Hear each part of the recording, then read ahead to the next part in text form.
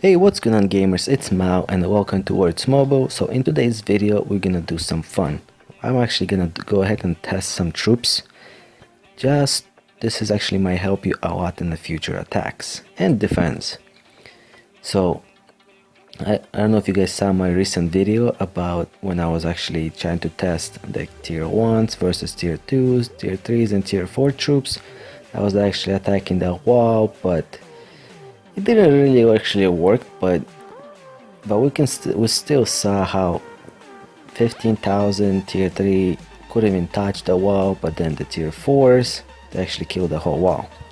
If you guys didn't see it, I can show you again. Was the attack. 15,000 tier 3 troops didn't do any damage, and then tier 4 troops they actually killed the whole wall. So in today's video I'm actually gonna do a little different testing. So we all know how troops work. Let me show you guys again. If you guys didn't see it, how cavalry is strong versus infantry, and catapults, but they weak versus range. Then range are strong versus cavalry, but weak versus infantry, and infantry pretty much kill ranged, but they die by cavalry. But we all know they're strong versus troops, right? But do we actually know by how much? And is it actually worth using this method? Going like using cavalry to kill infantry or using range to kill cavalry. So this was my whole testing, and Sean actually helped me out. So we try to actually find the same research, so try to make this as accurate as I can. So let's go ahead and start. So yeah, I left the guild and I still couldn't figure out why I was losing more troops than him, because we did few attacks and for some reason he was still losing the same amount, 204, and I was losing 220. We used for everything 1,000 troops, trying to stay in the same range. For like 1,000 range gives us a good target. But again, see, like then we tried different stuff. Like I couldn't figure out why was he doing more damage than me. And then we removed all the gear, we removed the towns, which wouldn't matter because we're not using leaders or heroes. It was just straight troops, both for max research. But then I actually figured out because he was still in the guild, so he was getting the wonders boosts, like mini wonders. So that's why he was doing more damage. So after he left the guild, we're starting, let me see, not yet, see like he's still doing more damage on me. So still trying to figure out. Let's go to the next attack. Like we're just going back and forth. Like I would attack him and he would attack me, and then finally after he left the guild, we're both guildless, we started doing the same amount of damage because we both got outer boost, we both got same research. So finally do the same amount of damage. So if anything changes, it's all because of the troops. It's not about the research. So now we're doing the same amount of damage on all the troops. So he put up 1,000 infantry, and then was the cavalry. We tested the cavalry. So for some reason the cavalry was doing a little bit more damage and we were losing more troops.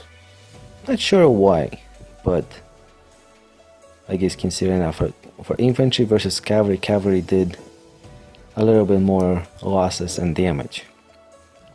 But here what happened, so he used 1,000 infantry and I did attack with cavalry because cavalry kills infantry, and look at the difference. Now I only lost 80 troops and he lost half of his army. That is insane difference. Both tier 3s, both straight troops, same research. It's just cavalry because cavalry kills infantry. That is just crazy, such a huge difference. So after that we actually tested the different types of troops, but I couldn't believe it was just 80 troops versus 500 troops. So let's go to the next attack. So the next one we did infantry, no, it was cavalry, and I did attack with archers.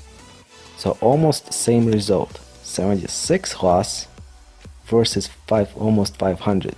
So tier 3 snipers versus cavalry.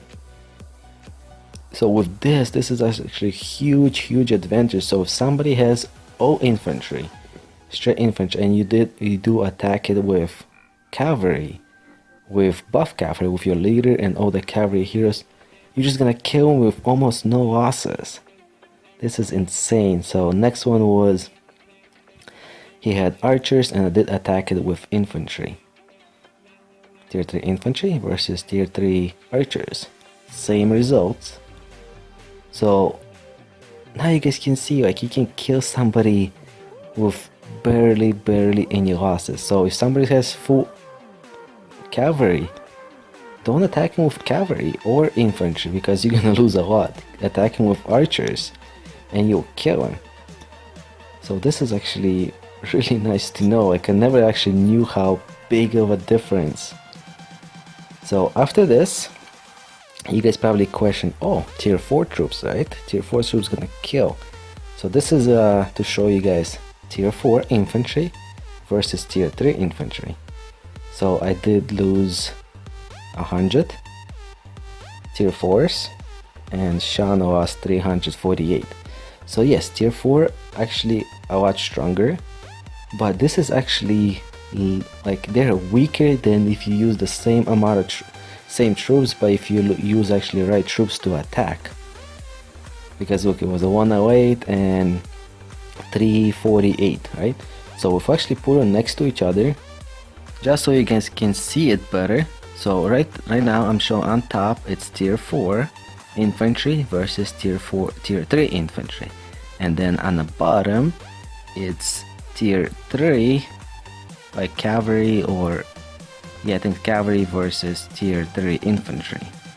So yeah, cavalry kills tier infantry, the tier 3, so you guys can see a little bit better how you guys can see actually kill more troops using right tier 3 troops versus using tier 4 troops, but same type of troops.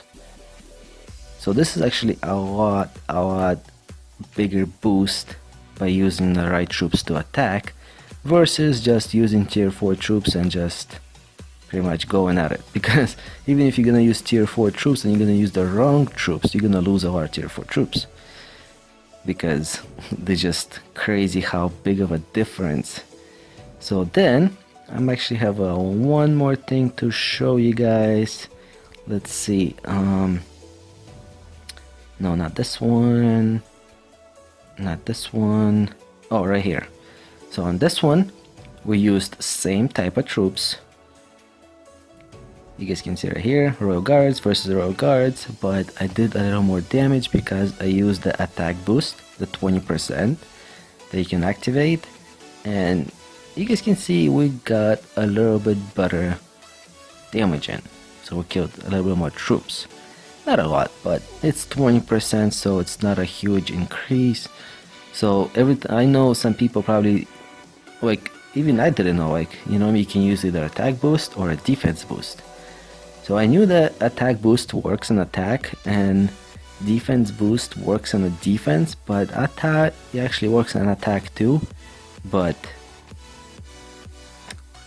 let me see, for the next attack I did use a defense boost. So the next one, defense boost. So it didn't help me anything because I was attacking. So defense works on defense and attack works when you're attacking. So kind of makes sense, but you would think like you have more defense when you're attacking, so you lose less troops but you do same damage, but no.